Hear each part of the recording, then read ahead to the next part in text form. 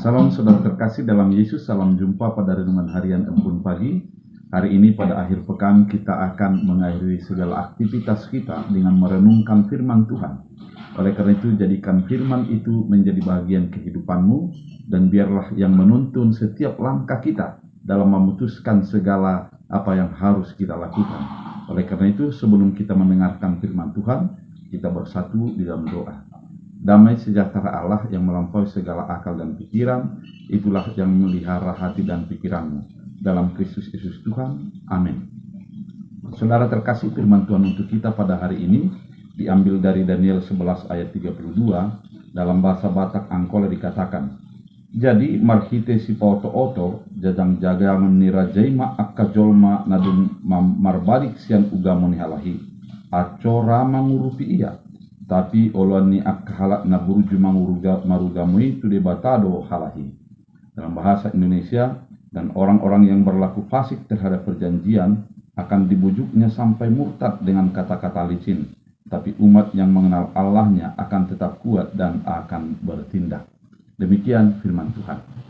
Saudara terkasih di dalam Kristus Yesus, kalau di dalam perjanjian baru kita mengenal kitab Wahyu, yaitu kitab nubuat yang menubuatkan akan terjadi pada akhir zaman. Di sana diterangkan hal-hal yang akan terjadi dan bagaimana setiap orang akan mendapat penghakiman dan penghukuman. Demikian juga di dalam perjanjian lama, kitab Daniel merupakan sebuah kitab nubuat yang melihat segala sesuatu yang akan terjadi. Di dalam pasal 11 yang kita baca ini merupakan nubuatan yang akan terjadi di dalam kehidupan bangsa-bangsa, di mana ada bangsa pihak selatan dan ada juga yang pihak utara. Artinya ada dua kerajaan yang saling bertentangan yang satu dengan yang lain. Digambarkan dalam pertentangan itu akan mencoba tarik-menarik antara yang satu dengan yang lain. Dan digambarkan juga tarik-menarik ini akan menggambarkan kedua sisi kehidupan, yaitu orang fasik dan orang benar. Orang fasik akan mencoba menarik orang-orang benar agar meninggalkan kebenaran dan masuk ke dalam kefasikan. Dan orang benar apabila bertahan akan mampu mengalahkan kefasikan. Melalui sebuah penglihatan ini, maka Daniel mau mengingatkan kepada umat pada saat itu, orang percaya, agar tetap di dalam kebenaran meskipun banyak tekanan, banyak hambatan untuk menyatakan imannya. Harus tetap memperlihatkan bahwa mereka adalah orang pilihan Allah yang dikhususkan Allah untuk menjadi saksinya di dalam segala keadaan yang dialami. Melalui firman ini, Daniel mengingatkan kepada mereka yang fasik akan selalu menggoda dan mengusahakan iman daripada orang benar terkontaminasi dan menjadi kehilangan arah. Namun marilah sebagai orang yang hidup di dalam iman mempertahankan imannya, selalu menyatakan diri sebagai orang percaya kepada Tuhan Yesus Kristus sebagai Tuhannya, dan dia akan menjadi berdiri di dalam kemenangan oleh karena kuasa Allah.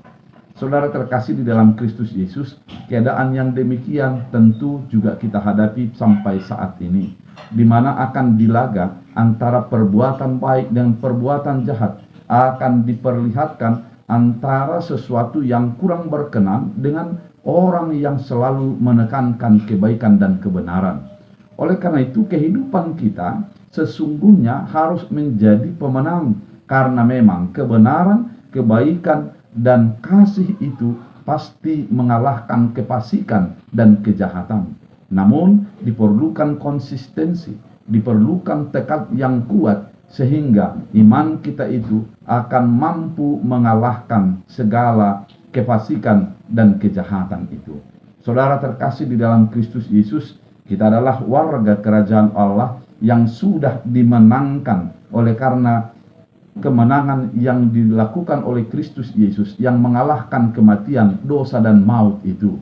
Oleh karena itu, mari kita tetap bertahan di dalam kebenaran itu, melakukan iman kita dengan melakukan kebenaran-kebenaran, sehingga dengan demikian Yesus Kristus tetap dimuliakan dan tetap menjadi pemenang di dalam segala keadaan. Meski banyak godaan, banyak tantangan yang mencoba menarik kita, namun kita harus mengatakan, saya adalah milik Kristus Yesus, dan biarlah kasih dan kebenaran Kristus menjadi nyata di dalam hidup saya sebagai orang yang sudah ditebusnya. Saudara terkasih, ketika kita mengatakan demikian, maka kebenaran Allah akan menjadi pemenang meski banyak godaan untuk menjadi meninggalkan kebenaran itu.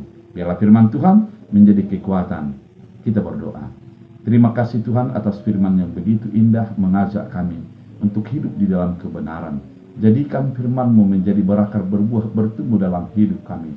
Jadikan kami menjadi pelaku-pelaku firman, sehingga melalui apa yang kami lakukan, kebenaran Tuhan semakin nyata, meski banyak godaan untuk meninggalkan kebenaran itu dan hidup di dalam kepastian. Jadikan hidup kami tetap berpegang teguh di dalam firman-Mu. Dalam Kristus Yesus. Amin. Tuhan Yesus